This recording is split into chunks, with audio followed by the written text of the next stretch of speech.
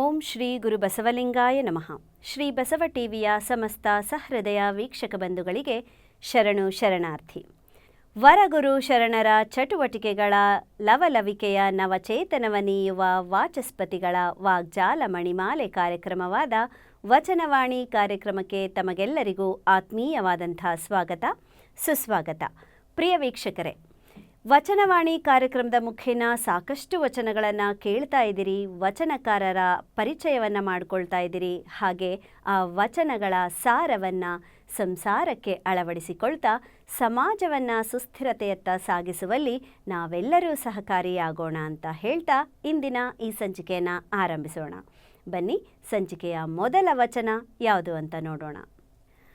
ಅಯ್ಯ, ಈ ಮಹಾಘನವ ಕಾಂಬುದಕ್ಕೆ ಹಸಿವು ಕೆಡಬೇಕು, ತೃಷೆ ಅಡಗಬೇಕು, ವ್ಯಸನ ನಿಲ್ಲಬೇಕು, ನಿದ್ರೆ ಹರಿಯಬೇಕು, ಜೀವನ ಬುದ್ಧಿ ಹಿಂಗಬೇಕು, ಮನ ಪವನ ಬಿಂದು ಒಡಗೂಡಬೇಕು, ಚಿತ್ತ ಒತ್ತಟ್ಟಿಗೆ ಹೋಗದಿರಬೇಕು, ಹೊತ್ತು ಹೊತ್ತಿಗೆ ಉತ್ತರವನೇರಿ ಬೆಚ್ಚು ಬೇರಿಲ್ಲದೆ ಲಿಂಗದೊಳಗೆ ಅಚ್ಚೊತ್ತಿದಂತೆ ಬೆರೆದಡೆ ಕತ್ತಲೆ ಹರಿವುದು, ಮರವೇ ಹಿಂಗುವುದು, ನಿದ್ರೆ ಹರಿವುದು, ಹಸಿವು ಗೆಡುವುದು, ತೃಷೆಯಡಗುವುದು, ವ್ಯಸನ ನಿಲ್ಲುವುದು, ಇವೆಲ್ಲವ ಹಿಂಗಿಸಿ ತಾ ಲಿಂಗ ವ್ಯಸನಿಯಾಗಬಲ್ಲಡೆ ಮುಂದೆ ಮಹಾಮಂಗಳದ ಬೆಳಗ ಕಾಣಿಪ್ಪುದೆಂದರು ನಮ್ಮ ಅಪ್ಪಣ್ಣ ಪ್ರಿಯ ಚನ್ನಬಸವಣ್ಣ. ಮಹಾಯೋಗಿ ಹಡಪದ ಲಿಂಗಮ್ಮನವರು ಬರೆದಿರುವಂಥ ಈ ವಚನದ ಅರ್ಥ: ಅಯ್ಯ ಶಿವಯೋಗ ಸಾಧಕರೇ, ತನ್ನಂತರಂಗದಲ್ಲಿರುವ ಮಹಾಘನ ವಸ್ತುವನ್ನು ಕಾಣುವುದಕ್ಕೆ ಹಸಿವಿನ ಹಂಬಲವಳಿಯಬೇಕು, ಬಾಯಾರಿಕೆಯ ಬವಣೆ ಬತ್ತಬೇಕು, ಸಪ್ತ ವ್ಯಸನದಾಸೆ ನಿಲ್ಲಬೇಕು, ಜಡ ನಿದ್ರೆಯ ಜಂಜಡವಳಿಯಬೇಕು, ಜೀವಭಾವದ ಬುದ್ಧಿ ಹಿಂಗಿ ಬರಿದಾಗಬೇಕು. ಇವೆಲ್ಲವೂ ನೀಗಿದ ಬಳಿಕ ಚಂಚಲ ಮನಕ್ಕೆ ಚೇತನವಾದ ಸಂಚಲವಾದ ಪ್ರಾಣಾದಿವಾಯು, ಅತ್ತಿತ್ತ ಚಲಿಸಿ ನೋಡುವ ದೃಷ್ಟಿ, ಇವು ಮೂರೂ ಒಂದಾಗಿ ಲಿಂಗದೊಡನೆ ಒಡಗೂಡಬೇಕು. ಚಿತ್ತವು ವಿಚಲಿತಗೊಂಡು ಅತ್ತಿತ್ತ ಹೋಗದೆ ಲಿಂಗದಲ್ಲಿ ಸ್ಥಿರವಾಗಿರಬೇಕು. ಅನಂತರ ಉದಯ, ಮಧ್ಯಾಹ್ನ, ಸಂಜೆ, ಮಧ್ಯರಾತ್ರಿ ಎನ್ನದೆ ಸದಾಕಾಲಕ್ಕೆ ಊರ್ಧ್ವಮುಖವೆನಿಸುವ ಭ್ರೂಮಧ್ಯದ ಉತ್ತರವನ್ನೇರಿ ಅಲ್ಲಿಯೇ ಮಹಾಲಿಂಗದೊಳಗೆ ಬೇರಿಲ್ಲದೆ ಬೆಸೆದು ಭಿನ್ನವಿಲ್ಲದೆ ಅಚ್ಚೊತ್ತಿದಂತೆ ಬೆರೆದರೆ ಆಗ ಅಜ್ಞಾನ ಕತ್ತಲು ಅಳಿಯುವುದು, ಮರವೇ ಮಬ್ಬು ಮಾಯವಾಗುವುದು, ಜಡನಿದ್ರೆಯ ಜಂಜಡ ನೀಗುವುದು, ಹಸಿವಿನ ಹಂಬಲವಳಿಯುವುದು, ಬಾಯಾರಿಕೆಯ ಬವಣೆ ಬತ್ತುವುದು, ಸಪ್ತವ್ಯಸನದಾಸೆ ನಿಲ್ಲುವುದು. ಇವೆಲ್ಲ ಜಂಜಡವಳಿದ ಬಳಿಕ ತಾ ಲಿಂಗ ವ್ಯಸನಿಯಾಗಿ ಬೆರೆಯಲು ಹಂಬಲಿಸಿದರೆ ಆಗ ದೃಷ್ಟಿಯ ಮುಂದೆ ಮಹಾಮಂಗಳಮಯವಾದ ಬೆಳಗು ಅರಿವಿನ ದೃಷ್ಟಿಗೆ ಕಾಣುವುದು ಎಂಬುದೇ ಈ ವಚನದ ತತ್ವಾನುಭವವಾಗಿದೆ. ಮುಂದಿನ ವಚನ ನೋಡೋಣ. ಮರ್ತ್ಯಲೋಕದಲ್ಲಿ ಹುಟ್ಟಿ ಎತ್ತಲೆಂದರಿಯದೆ ಕತ್ತಲೆಯೊಳು ಮುಳುಗಿ ಕಾಮನ ಬಲೆಯೊಳಗೆ ಸಿಕ್ಕಿದ ಎಗ್ಗ ಮನುಜರಿರ, ನೀವು ಕೇಳಿರೋ ನಿಮ್ಮ ಇರುವು ಎಂತೆಂದಡೆ, ಕಾಯವೆಂದಡೆ ಕಳವಳಕ್ಕೊಳಗಾಯಿತ್ತು, ಜೀವವೆಂದಡೆ ಅರುಹು ಮರವೆಗೊಳಗಾಯಿತ್ತು, ಮನವೆಂದಡೆ ಸಚರಾಚರವೆಲ್ಲವ ಚರಿಸುವುದಕ್ಕೆ ಒಳಗಾಯಿತ್ತು, ಪ್ರಾಣವೆಂದಡೆ ಇವೆಲ್ಲವನ್ನೂ ಆಡಿಸಿ ನೋಡುವುದಕ್ಕೆ ಒಳಗಾಯಿತ್ತು. ಇದರೊಳಗೆ ಬಿದ್ದು ಏಳಲಾರದ ಬುದ್ಧಿಹೀನರಿರ, ನೀವು ಕೇಳಿ ಹೇಳುವೆನು. ನಮ್ಮ ಶರಣರು ಜಗದೊಳಗೆ ಹುಟ್ಟಿ ಜಗವನೇ ಮರೆದು ಎಚ್ಚೆತ್ತು ಚಿತ್ತವ ಸುಯಿಧಾನವ ಮಾಡಿ ಕಳವಳಕ್ಕೊಳಗಾಗಿದ್ದ ಕಾಯವನೇ ಸರ್ವಾಂಗ ಲಿಂಗವ ಮಾಡಿದರು. ಅರುಹು ಮರವೆಗೊಳಗಾಗಿದ್ದ ಜೀವನ ಬುದ್ಧಿಯನ್ನೇ ಪರಮನ ಬುದ್ಧಿಯ ಮಾಡಿದರು. ಸಚರಾಚರವ ಚರಿಸುವುದಕ್ಕೊಳಗಾಗಿದ್ದ ಮನವನೇ ಅರುಹಿ ಮಾಡಿದರು. ಆಡಿಸಿ ನೋಡುವುದಕ್ಕೆ ಒಳಗಾಗಿದ್ದ ಪ್ರಾಣವನ್ನೇ ಲಿಂಗವ ಮಾಡಿದರು. ಈ ಸರ್ವಾಂಗವನ್ನೂ ಲಿಂಗವನ್ನೇ ಮಾಡಿ ಆ ಲಿಂಗವನ್ನು ಕಂಗಳಲ್ಲಿಯೇ ಹೆರೆಹಿಂಗದೆ ನೋಡಿ ಆ ಮಂಗಳದ ಮಹಾಬೆಳಗಿನಲ್ಲಿ ಬಯಲಾದರಯ್ಯ ಅಪ್ಪಣ್ಣಪ್ರಿಯ ಚನ್ನಬಸವಣ್ಣ. ಮಹಾಯೋಗಿ ಹಡಪದ ಲಿಂಗಮ್ಮ ಎಂಬಂಥ ವಚನಕಾರ್ತಿ ಬರೆದಿರುವಂಥ ಈ ವಚನದ ಅರ್ಥವನ್ನು ಕೇಳೋಣ. ಮರ್ತ್ಯದಲ್ಲಿ ಹುಟ್ಟಿ ಬಾಳಿನ ನಿಜ ಗುರಿಯನರಿಯದೆ ಅಜ್ಞಾನ ಕತ್ತಲಲ್ಲಿ ಮುಳುಗಿ ಕಾಮ ವಿಕಾರದ ಬಲೆಯೊಳಗೆ ಸಿಕ್ಕಿಕೊಂಡಿರುವ ಹುಂಬ ಮಾನವರೇ ನೀವು ಕಾಣಿರೋ. ಈಗ ನಿಮ್ಮ ಇರುವಿನ ಸ್ಥಿತಿ ಹೇಗಿದೆ ಎಂದರೆ, ಕಾಯವು ನೋಡಿದರೆ ವಿಷಯ ಭೋಗವ ಹಂಬಲಿಸಿ ಕಳವಳಕ್ಕೊಳಗಾಗಿದೆ. ಜೀವವ ನೋಡಿದರೆ ಒಮ್ಮೆ ಅರಿವು ಒಮ್ಮೆ ಮರೆಯ ಗೊಂದಲದಲ್ಲಿ ಸಿಕ್ಕಿದೆ. ಮನವ ನೋಡಿದರೆ ಸ್ಥಾವರ ಜಂಗಮದಿಂದ ಕೂಡಿದ ಜಗವನ್ನೆಲ್ಲ ಸುಳಿದಾಡುವ ಸುಳುವಿಗೊಳಗಾಗಿದೆ. ಇನ್ನು ಪ್ರಾಣವ ನೋಡಿದರೆ ಕಾಯ ಜೀವ ಮನ ಇವೆಲ್ಲವನ್ನು ಸಂಚಲತೆಯಿಂದ ಆಡಿಸಿ ನೋಡುವುದಕ್ಕೆ ಒಳಗಾಗಿದೆ. ಇದರೊಳಗೆ ಬಿದ್ದು ಅಸಹಾಯಕನಾಗಿ ಅರುಹಿನ ಪ್ರಭೆಯತ್ತ ಏಳಲಾರದ ಬುದ್ಧಿಹೀನ ಮಾನವರೇ ನೀವು ಕೇಳಿರೋ. ಶಿವಪಥವ ಹೇಳುವೆನು. ನಮ್ಮ ಶರಣರು ಜಗದೊಳಗೆ ಹುಟ್ಟಿದರೂ ಜಗದ ಜಂಜಡವನ್ನು ಮರೆದು ಅರಿವಿನಿಂದ ಎಚ್ಚೆತ್ತು ತನ್ನ ತಾನರಿದು ಚಿತ್ತವನ್ನು ಸ್ಥಿರಗೊಳಿಸಿ ಸಮಾಧಾನವ ಮಾಡಿ ವಿಷಯ ಭೋಗದಾಸೆಯಿಂದ ಕಳವಳಕ್ಕೊಳಗಾಗಿದ್ದ ಕಾಯವನೇ ಲಿಂಗಕ್ಕರ್ಪಿಸಿ ಸರ್ವಾಂಗ ಲಿಂಗವ ಮಾಡಿದರು. ಅರಿವು ಮರವೆಗೊಳಗಾಗಿದ್ದ ಜೀವಭಾವದ ಬುದ್ಧಿಯನ್ನೇ ಕೆಡಿಸಿ ಶಿವಭಾವದಿಂದ ಪರಮಾತ್ಮ ಬುದ್ಧಿಯನ್ನು ಮಾಡಿದರು. ಚರಾಚರ ಜಗವನ್ನೆಲ್ಲ ಚರಿಸುವ ಮನವನೇ ಅರಿವಾಗಿ ಮಾಡಿದರು. ಕಾಯ ಜೀವ ಮನವನ್ನೆಲ್ಲ ಆಡಿಸಿ ನೋಡುವ ಪ್ರಾಣಚೇತನವನ್ನೇ ಲಿಂಗವ ಮಾಡಿದರು.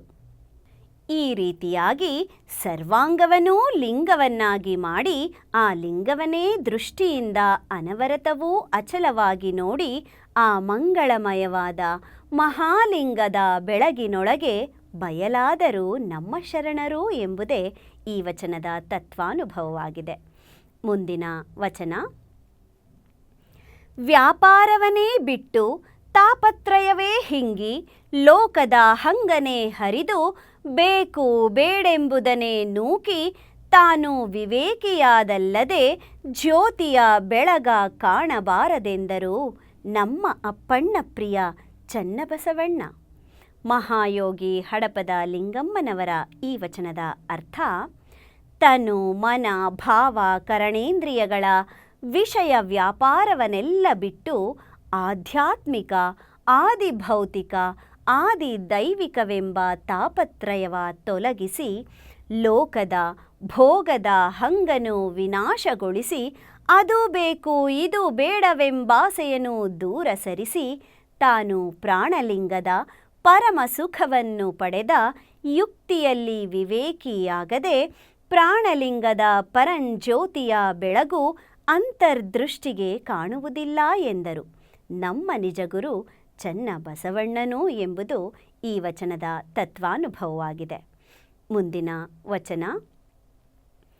ತನುವ ಕರಗಿಸಿ ಹರಿವ ಮನವ ನಿಲ್ಲಿಸಿ ಅಂಗಗುಣವ ಅಳಿದು ಲಿಂಗ ಗುಣವ ನಿಲ್ಲಿಸಿ ಭಾವವಳಿದು ಬಯಕೆ ಸವೆದು ಮಹಾದೇವನಾದ ಶರಣರ ಜಗದ ಮಾನವರೆತ್ತಬಲ್ಲರು ಅಪ್ಪಣ್ಣ ಪ್ರಿಯ ಚನ್ನಬಸವಣ್ಣ. ಮಹಾಯೋಗಿ ಹಡಪದ ಲಿಂಗಮ್ಮನವರ ಈ ವಚನದ ಅರ್ಥ: ಪ್ರಾಣಲಿಂಗಾನುಭವದ ಪರಮಾನಂದದಲ್ಲಿ ತನು ಭಾವವ ಕರಗಿಸಿ ಚಂಚಲತನದಿಂದ ಚರಿಸುವ ಮನವನ್ನು ಲಿಂಗಧ್ಯಾನದಲ್ಲಿ ನಿಲ್ಲಿಸಿ ಅಂಗದ ವಿಕಾರ ಗುಣಗಳೆಲ್ಲವನಳಿದು ಸರ್ವಾಂಗದಲ್ಲಿ ಲಿಂಗದ ಗುಣವ ನಿಲ್ಲಿಸಿ ಜೀವ ಭಾವವಳಿದು ಬೇಕೆಂಬ ಬಯಕೆಯ ಸವೆದು ತಾನೇ ಮಹಾದೇವನಾದ ಮಹಾಶರಣರ ನಿಲುವನ್ನು ಜಗದ ಜಡ ಮಾನವರೆತ್ತಬಲ್ಲರು. ಅಸಾಧ್ಯ ಎಂಬುದೇ ಈ ವಚನದ ತತ್ವಾನುಭವವಾಗಿದೆ. ಮುಂದಿನ ವಚನ. ಮನವ ನಿಲ್ಲಿಸಿಹೆನೆಂದು ಆ ಮನದ ನೆಲೆಯ ಕಾಣದೆ ಅರುಹು ಮರವೆಗೊಳಗಾಗಿ ಕಳವಳವ ಮುಂದು ಮಾಡಿ ಚಿಂತೆ ಸಂತೋಷವ ನೋಡಲು ಮಾಡಿ ಭ್ರಾಂತುಗೊಂಡು ತಿರುಗುವ ಮನುಜರಿರ ನೀವು ಕೇಳಿರೋ. ಮನವ ನಿಲ್ಲಿಸುವುದಕ್ಕೆ ಶರಣರ ಸಂಗ ಬೇಕು, ಜನನ ಮರಣವ ಗೆಲ್ಲಬೇಕು. ಗುರುಲಿಂಗ ಜಂಗಮದಲ್ಲಿ ವಂಚನೆಯಿಲ್ಲದೆ ಮನಸಂಚಲವ ಹರಿದು ನಿಶ್ಚಿಂತವಾಗಿ ನಿಜವ ನಂಬಿ ಚಿತ್ತ ಸುಯಿಧಾನವಾದಲ್ಲದೆ ಮನದೊಳಗೆ ಲಿಂಗವು ಅಚ್ಚೊತ್ತಿದಂತಿರಬೇಕು ಎಂದರು ಬಸವಣ್ಣನ ಶರಣರು, ನಮ್ಮ ಅಪ್ಪಣ್ಣ ಪ್ರಿಯ ಚನ್ನಬಸವಣ್ಣ. ಮಹಾಯೋಗಿ ಹಡಪದ ಲಿಂಗಮ್ಮನವರು ಬರೆದಿರುವಂಥ ಈ ವಚನದ ಅರ್ಥ: ಶಿವಧ್ಯಾನದಲ್ಲಿ ಮನವ ಸ್ಥಿರವಾಗಿ ನಿಲ್ಲಿಸುವೆನೆಂದು ಆ ಮನದ ಆಳ ಅಂತರವನರಿಯದೆ ಹೊಯ್ದಾಡುತ್ತಾ ಒಮ್ಮೆ ಅರಿವು ಒಮ್ಮೆ ಮರವಿಗೊಳಗಾಗಿ ತೊಳಲುತ್ತಾ ಧ್ಯಾನದಲ್ಲಿ ಮನವೇಕೆ ನಿಲ್ಲದೆಂಬ ಕಳವಳ ಮುಂದು ಮಾಡಿಕೊಂಡು ಬಾಳಿನಲ್ಲಿ ಬಂದೊದಗುವ ಸುಖ ದುಃಖ ಲಾಭಹಾನಿ ಪರಿಣಾಮದಿಂದುಂಟಾಗುವ ಕಳವಳದಲ್ಲಿ ತಿರುಗುವ ಮಾನವರೇ, ನೀವು ಕೇಳಿರೋ. ಮನವ ನಿಲ್ಲಿಸುವ ಮರ್ಮವನ್ನು. ಮನವ ಶಿವಧ್ಯಾನದಲ್ಲಿ ನಿಲ್ಲಿಸುವುದಕ್ಕೆ ಸದಾ ಅನುಭಾವಿಗಳಾದ ಶರಣರ ಸಂಗವು ಬೇಕು. ಸಂಕಲ್ಪ ವಿಕಲ್ಪವೆಂಬ ಜನನ ಮರಣವನ್ನು ಗೆಲ್ಲಬೇಕು. ಗುರುಲಿಂಗ ಜಂಗಮದಲ್ಲಿ ತನು ಮನ ಧನವ ಸಮರ್ಪಿಸುವ ತ್ರಿವಿಧ ದಾಸೋಹದಲ್ಲಿ ವಂಚನೆಯಿಲ್ಲದೆ ಮನದ ಚಂಚಲತೆಯನ್ನಳಿದು ಸ್ಥಿರಗೊಳಿಸಿ ನಿಶ್ಚಿಂತವಾಗಿ ಬಾಳಿನಲ್ಲಿ ನಿಜವೆನಿಸುವ ಪರವಸ್ತುವಿನ ನಂಬಿ ಚಿತ್ತವು ಅಚಲವಾಗಿ ಸಮಸ್ಥಿತವಾಗದೆ ಮನದೊಳಗೆ ಮಹಾಲಿಂಗವು ಅಚ್ಚೊತ್ತಿದಂತೆ ಇರದೆಂದು ಸಾರಿದರೋ ನಮ್ಮ ಮಹಾಗುರು ಬಸವಣ್ಣನ ಶರಣರು ಎಂದು ಹೇಳುವುದೇ ಈ ವಚನದ ತತ್ವಾನುಭವವಾಗಿದೆ. ಮುಂದಿನ ವಚನ: ಮನವ ನಿರ್ಮಲವ ಮಾಡೆನೆಂದು ತನುವ ಕರಗಿಸಿ ಮನವ ಬಳಲಿಸಿ ಕಳವಳಿಸಿ ಕಣ್ಣು ಕಾಣದ ಅಂಧಕರಂತೆ ಮುಂದುಗಾಣದೆ ಸಂದೇಹದಲ್ಲಿ ಮುಳುಗಿರುವ ಮನುಜರಿರ ನೀವು ಕೇಳಿರೋ ಹೇಳಿಹೆನು. ಮನವ ನಿರ್ಮಲವ ಮಾಡಿ ಆ ಘನವ ಕಾಂಬುದಕ್ಕೆ ಆ ಮನವೆಂತಾಗಬೇಕೆಂದಡೆ ಗಾಳಿ ಬೀಸದ ಜಲದಂತೆ ಮೋಡವಿಲ್ಲದ ಸೂರ್ಯನಂತೆ ಬೆಳಗಿದ ದರ್ಪಣದಂತೆ ಮನ ನಿರ್ಮಲವಾದಲ್ಲದೆ ಆ ಮಹಾಘನವ ಕಾಣಬಾರದೆಂದರು ನಮ್ಮ ಅಪ್ಪಣ್ಣ ಪ್ರಿಯ ಚನ್ನಬಸವಣ್ಣ. ಮಹಾಯೋಗಿ ಹಡಪದ ಲಿಂಗಮ್ಮನವರ ಈ ವಚನದ ಅರ್ಥವನ್ನು ನೋಡೋಣ. ಶಿವಧ್ಯಾನ ಸ್ಥಿರಗೊಳ್ಳಲು ಮನವನ್ನು ನಿರ್ಮಲವಾಗಿ ಮಾಡುವೆನೆಂದು ಅನ್ನ ಆಹಾರವ ಬಿಟ್ಟು ತನುವನ್ನು ಕರಗಿಸಿ ಹಲವು ಆಲೋಚನೆಯಲ್ಲಿ ಮನವನ್ನು ಬಳಲಿಸಿ ಏನು ಎಂತು ಎಂದು ಕಳವಳವಗೊಳಿಸಿ ಕಣ್ಣು ಕಾಣದ ಅಂಧಕರಂತೆ ಮುಂದಿನ ಗುರಿಯ ಮಾರ್ಗವ ಕಾಣದೆ ಸಂದೇಹದಲ್ಲಿ ಮುಳುಗಿರುವ ಮನುಜರೇ, ನೀವು ಕೇಳಿರೋ. ಮನವ ನಿರ್ಮಲಗೊಳಿಸುವ ಮಾರ್ಗವ ಹೇಳುವೆನು. ಮನವನ್ನು ನಿರ್ಮಲವಾಗಿ ಮಾಡಿ ಆ ಮಹಾಘನ ವಸ್ತುವನ್ನು ಮನದಲ್ಲಿ ಕಾಣುವುದಕ್ಕೆ ಆ ಮನವು ಹೇಗಾಗಬೇಕೆಂದರೆ ಗಾಳಿ ಬೀಸದ ಜಲದಂತೆ ನಿಶ್ಚಲವಾಗಿರಬೇಕು. ಮೋಡ ಮುಸುಕದ ಸೂರ್ಯನಂತೆ ಮರವೇ ಇಲ್ಲದ ನಿರಾವರಣವಾಗಿರಬೇಕು. ಬೆಳಗಿದ ಕನ್ನಡಿಯಂತೆ ನಿರ್ಮಲವಾಗಿರಬೇಕು. ಹೀಗಲ್ಲದಿದ್ದರೆ ಆ ಮಹಾಘನ ವಸ್ತುವು ಅಂತರಂಗದ ಅರಿವಿನ ದೃಷ್ಟಿಗೆ ಕಾಣಬಾರದೆಂದು ಮಹಾಶರಣರು ಸಾರಿದರು ಎಂಬುದೇ ಈ ವಚನದ ತತ್ವಾನುಭವವಾಗಿದೆ. ಮುಂದಿನ ವಚನ: ಮದ ಮತ್ಸರ ಬಿಡದು ಮನದ ಕನಲು ನಿಲ್ಲದು ಒಳಲ ಗುಣ ಹಿಂಗದು ಇವ ಮೂರನೂ ಬಿಡದೆ ನಡೆಸುವನ್ನಕ್ಕ ಘನವ ಕಾಣಬಾರದು. ಘನವ ಕಾಂಬುದಕ್ಕೆ ಮದ ಮತ್ಸರವನೇ ಬಿಟ್ಟು ಮನದ ಕನಲನೆ ನಿಲ್ಲಿಸಿ ಒಡಲ ಗುಣವನೇ ಹಿಂಗಿ ತಾಮೃಡ ರೂಪಾದಲ್ಲದೆ ಘನವ ಕಾಣಬಾರದೆಂದರು ನಮ್ಮ ಅಪ್ಪಣ್ಣ ಪ್ರಿಯ ಚನ್ನಬಸವಣ್ಣ. ಮಹಾಯೋಗಿ ಹಡಪದ ಲಿಂಗಮ್ಮನವರ ಈ ವಚನದ ಅರ್ಥವನ್ನು ಕೇಳೋಣ. ಶಿವಯೋಗ ಸಾಧಕರೇ, ನಿಮಗಿನ್ನು ಕುಲ, ಛಲ, ಧನ, ರೂಪ, ಯೌವನ, ವಿದ್ಯೆ, ರಾಜ್ಯ, ತಪಗಳೆಂಬ ಅಷ್ಟಮದವು, ಅನ್ಯರನ್ನು ದ್ವೇಷಿಸುವ ಮತ್ಸರ ಗುಣವು ಬಿಡದು ಮತ್ತು ಮನದ ಹೊಯ್ದಾಟ ಸ್ಥಿರಗೊಂಡು ನಿಲ್ಲದು. ದೇಹವೇ ತಾನೆಂಬ ಕಾಮ ವಿಕಾರದ ಗುಣ ವಿನಾಶವಾಗದು. ಇಂತಿ ಮದ ಮತ್ಸರ, ಮನದ ಚಂಚಲತೆ, ಕಾಯದ ವಿಕಾರ ಗುಣ, ಈ ಮೂರನ್ನೂ ಬಿಡದೆ ಬಾಳಿನಲ್ಲಿ ನಡೆಸುವವರೆಗೆ ಮಹಾಘನ ವಸ್ತುವನ್ನು ಕಾಣಲು ಸಾಧ್ಯವಿಲ್ಲ. ಅಂತರಂಗದಲ್ಲಿ ಮಹಾಘನ ವಸ್ತುವನ್ನು ಕಾಣುವುದಕ್ಕೆ ಮದ ಮತ್ಸರ ಗುಣಗಳನ್ನು ಬಿಟ್ಟು ಮನದ ಹೊಯ್ದಾಟದ ಮಾಲಿನ್ಯವ ನಿಲ್ಲಿಸಿ ಕಾಯ ಭಾವದ ವಿಕಾರವನ್ನು ವಿನಾಶಗೊಳಿಸಿ ತಾನು ಶುದ್ಧ ಶಿವರೂಪವಾಗದೆ ಘನವಸ್ತುವು ಕಾಣಬರದೆಂದು ಶರಣರು ಸಾರಿದ್ದಾರೆ ಎಂಬುದೇ ಈ ವಚನದ ತತ್ವಾನುಭವವಾಗಿದೆ. ಮುಂದಿನ ವಚನ: ಮನ ಕತ್ತಲೆ, ತನು ಹಮ್ಮು, ನೆನಹು ಮರವೇ, ಇವರೊಳಗೆ ಇದ್ದು ಘನವ ಕಂಡಿಹೆನೆಂಬ ಅಣ್ಣಗಳಿರಾ, ನೀವು ಕೇಳಿರೋ. ಘನವ ಕಾಂಬುದಕ್ಕೆ ಮನವೆಂತಾಗಬೇಕೆಂದಡೆ, ಅಕ್ಕಿಯ ಥಳಿಸಿದಂತೆ ಅಲ್ಲ ಸುಲಿಸಿದಂತೆ, ಕನ್ನಡಿಯ ನೋಡಿದಂತೆ ಮನ ನಿರ್ಮಲವಾದಲ್ಲದೆ ಘನವ ಕಾಣಬಾರದು. ನಮ್ಮ ಅಪ್ಪಣ್ಣ ಪ್ರಿಯ ಚನ್ನಬಸವಣ್ಣ. ಮಹಾಯೋಗಿ ಹಡಪದ ಲಿಂಗಮ್ಮನವರ ಈ ವಚನದ ಅರ್ಥ: ಮನವು ಮರವೆಯ ಕತ್ತಲಲ್ಲಿ ಮುಸುಕಿದೆ, ತನುವು ತಾನೆಂಬ ಹಮ್ಮು ಬಿಮ್ಮಿನಲ್ಲಿ ಮುಳುಗಿದೆ, ಮನದ ನೆನವು ಮರವೆಯತ್ತ ನೆನೆಯುತ್ತಿದೆ. ಇವೆಲ್ಲ ಗೊಂದಲದಲ್ಲಿ ಇದ್ದು ಮತ್ತೆ ಧ್ಯಾನಿಸಿ ಘನವಸ್ತುವ ಕಾಣುವೆನೆಂಬ ಅಣ್ಣಗಳೇ, ನೀವು ಕೇಳಿರೋ.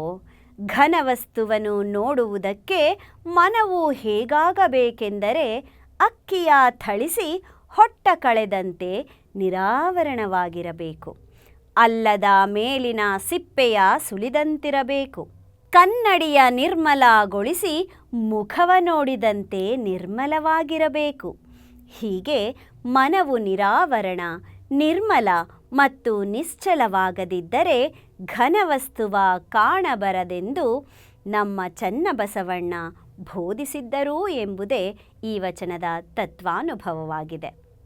ಮುಂದಿನ ವಚನ ನೋಡೋಣ. ಮನವ ಗೆದ್ದಿಹೆನೆಂದು ತನುವ ಕರಗಿಸಿ ಕಾಯವ ಮರುಗಿಸಿ, ನಿದ್ರೆಯ ಕೆಡಿಸಿ ವಿದ್ಯೆಯ ಕಲಿತಿಹೆನೆಂಬ ಬುದ್ಧಿಹೀನರಿರಾ, ನೀವು ಕೇಳಿರೋ. ನಮ್ಮ ಶರಣರು ಮನವನೆಂತು ಗೆದ್ದಿಹರೆಂದಡೆ, ಕಾಮ ಕ್ರೋಧವ ನೀಗಿ ಲೋಭ ಮೋಹ ಮದ ಮತ್ಸರವ ಭೇದಿಸಿ ಆಸೆ ರೋಷವಳಿದು ಜಗದ ಪಾಶವ ಬಿಟ್ಟು ಆ ಮರುಗಿಸುವ ಕಾಯವನೇ ಪ್ರಸಾದ ಕಾಯವ ಮಾಡಿ ಸಲಹಿದರು. ಕೆಡಿಸುವ ನಿದ್ರೆಯನೇ ಯೋಗ ಸಮಾಧಿಯ ಮಾಡಿ ಸುಖವನೇಡಿಸಿ ಜಗವನೇ ಗೆದ್ದ ಶರಣರ ಬುದ್ಧಿಹೀನರೆತ್ತಬಲ್ಲರೋ ಅಪ್ಪಣ್ಣ ಪ್ರಿಯ ಚನ್ನಬಸವಣ್ಣ. ಮಹಾಯೋಗಿ ಹಡಪದ ಲಿಂಗಮ್ಮನವರ ಈ ವಚನದ ಅರ್ಥ: ಚಂಚಲವಾದ ಮನವನ್ನು ಗೆಲ್ಲುವೆನೆಂದು ಭ್ರಮಿಸಿ ಅನ್ನ ಆಹಾರವ ಬಿಟ್ಟು ದೇಹವ ದಂಡಿಸಿ ಸೂಕ್ಷ್ಮ ಕಾಯವ ಚಿಂತೆಯ ಚಿತೆಯಿಂದ ಮರುಗಿಸಿ ನಿದ್ರೆಯನ್ನು ಕೆಡಿಸಿ ಜಾಗರವಾಗಿದ್ದು ಯೋಗ ವಿದ್ಯೆಯ ಕಲಿಯುವೆನೆಂಬ ಬುದ್ಧಿಹೀನ ಮಾನವರೇ, ನೀವು ಕೇಳಿರೋ. ನಮ್ಮ ಶರಣರು ಮನವನ್ನು ಹೇಗೆ ಗೆದ್ದರೆಂದರೆ ಕಾಮ ಕ್ರೋಧ ಗುಣವನಳಿಸಿ ಲೋಭ ಮೋಹ ಮದ ಮತ್ಸರಗಳ ಜ್ಞಾನ ಖಡ್ಗದಿಂದ ಛೇದಿಸಿ ಆಸೆ ರೋಷ ಗುಣವನಳಿದು ಜಗದ ಭೋಗದ ಜಂಜಡದ ಬಂಧವನ್ನು ಬಿಟ್ಟು ಹಲವು ತರದ ವಿಷಯ ವಿಕಾರದಾಸೆಯಿಂದ ಮರುಗಿಸುವ ಕಾಯವನೇ ಶುದ್ಧ ಪ್ರಸಾದ ಕಾಯವ ಮಾಡಿ ರಕ್ಷಿಸಿದರು. ಶಿವಧ್ಯಾನವ ಕೆಡಿಸುವ ನಿದ್ರೆಯನೇ ಯೋಗ ಸಮಾಧಿಯ ಮಾಡಿ ಪರಿವರ್ತಿಸಿದರು. ಪರಮ ಸುಖವನುಂಡು ವಿಷಯ ಸುಖವನ್ನು ಅಣಕಿಸಿ ಜಗದ ಜಂಜಡವನೇ ಗೆದ್ದ ಶರಣರ ನಿಲುವು ಬುದ್ಧಿಹೀನ ನರರೆತ್ತಬಲ್ಲರೋ ಎಂಬುದೇ ಈ ವಚನದ ತತ್ವಾನುಭವವಾಗಿದೆ. ಮುಂದಿನ ವಚನ.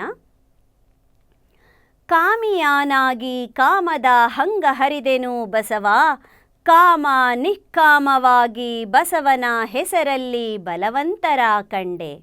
ಬಲವಂತದ ಬಲುವ ಕಂಡು ಬಲಹನಳಿದು ಬಸವನಲ್ಲಿ ನಿರಾಲಂಬಿಯಾದೆ ನಾನು. ನಿರಾಕುಳದ ಹಂಗ ಹರಿದು ನಾನು ಸುಖಿಯಾದೆನಯ್ಯ ಸಂಗಯ್ಯ ಬಸವನಲ್ಲಿ. ಮಹಾಮಾತೆ ನೀಲಾಂಬಿಕೆ ಎಂಬ ವಚನಕಾರ್ತಿ ಬರೆದಿರುವಂಥ ಈ ವಚನದ ಅರ್ಥವನ್ನು ನೋಡೋಣ. ಲಿಂಗದಲ್ಲಿ ಕೂಡುವ ಲಿಂಗಕಾಮಿ ನಾನಾಗಿ, ಅಂಗಕಾಮದ ಹಂಗು ಹರಿದೆನು ನಾನು ಗುರುಬಸವ. ಲಿಂಗದಲ್ಲಿ ಮನಸ್ಥಿರಗೊಂಡ ಬಳಿಕ ಹಂಬಲಿಸುವ ಲಿಂಗಕಾಮ ನಿಷ್ಕಾಮವಾಗಿ, ಬಸವನ ನಾಮದ ಬಲದಿಂದ ಆತ್ಮಬಲವುಳ್ಳ ಶರಣನ ಕಂಡೆನು. ಆತ್ಮಬಲವುಳ್ಳ ಮಹಾಶರಣರ ಉನ್ನತ ನಿಲುವನ್ನು ಕಂಡು ಎನ್ನ ಬಲವಂತಿಕೆಯ ನಳಿದು ನಿಖಲಲಿಂಗ ಸ್ವರೂಪಿಯಾದ ಬಸವನಲ್ಲಿ ಬೆರೆದು ನಿರಾಲಂಬಿಯಾದೆನು. ಸುಖ ಸಂತೋಷದ ಹಂಗನೆ ಹರಿದು ಮೀರಿ ಪರಮನಲ್ಲಿ ಬೆರೆದು ಪರಮ ಸುಖಿಯಾದೆನು ಎಂಬುದೇ ಈ ವಚನದ ತತ್ವಾನುಭವವಾಗಿದೆ. ಮುಂದಿನ ವಚನ.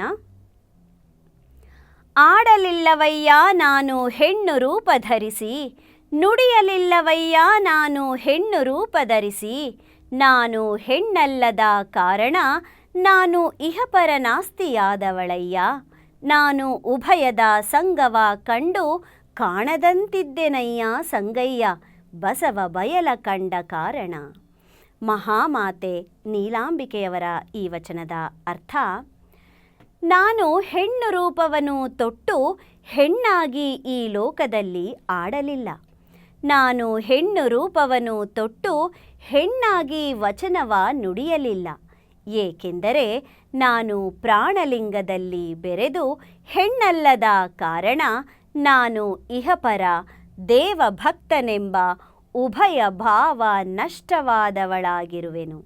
ಮಹಾಗುರು ಬಸವನು ಬಯಲಲ್ಲಿ ಬೆರೆದ ಕಾರಣದಿಂದ ನಾನು ಅಂಗ ಲಿಂಗವೆಂಬ ಉಭಯ ಭಾವದ ಸಂಗದ ಸಮರಸವ ಕಂಡು ಬೆರೆದು ಕಾಣದಂತೆ ಸ್ವಯಲಿಂಗಿಯಾಗಿದ್ದೆನು ಎಂಬುದೇ ಈ ವಚನದ ತತ್ವಾನುಭವವಾಗಿದೆ.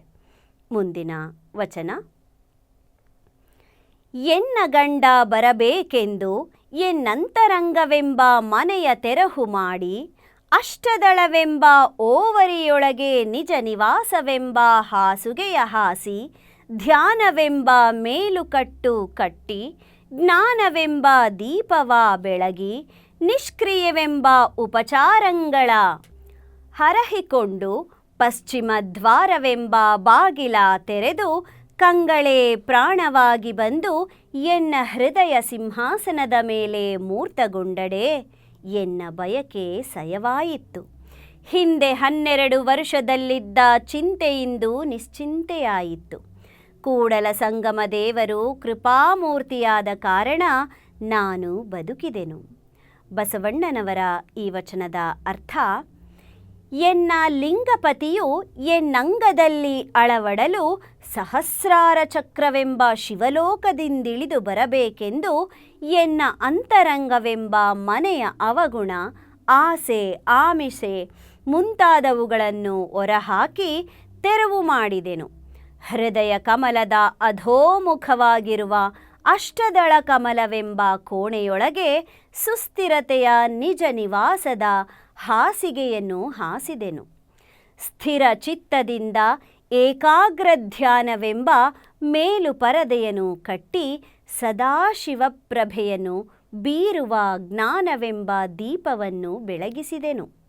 ಅಂಗ ಮನ ವಿಕಾರವನಳಿದು ನಿಷ್ಕ್ರಿಯೆ ಎಂಬ ಉಪಚಾರ ಸಾಮಗ್ರಿಯ ಹರವಿಕೊಂಡು ಊರ್ಧ್ವಮುಖವಾದ ಶಿವ ಸಮರಸದತ್ತ ಕೊಂಡೊಯ್ವ ಪಶ್ಚಿಮ ದ್ವಾರವೆಂಬ ಬಾಗಿಲನ್ನು ತೆರೆದು ನೋಡುವ ನೋಟವೇ ಪ್ರಾಣವಾಗಿ ನಿಮ್ಮ ಬರುವನ್ನು ಬಯಸುತ್ತಿರುವೆನು.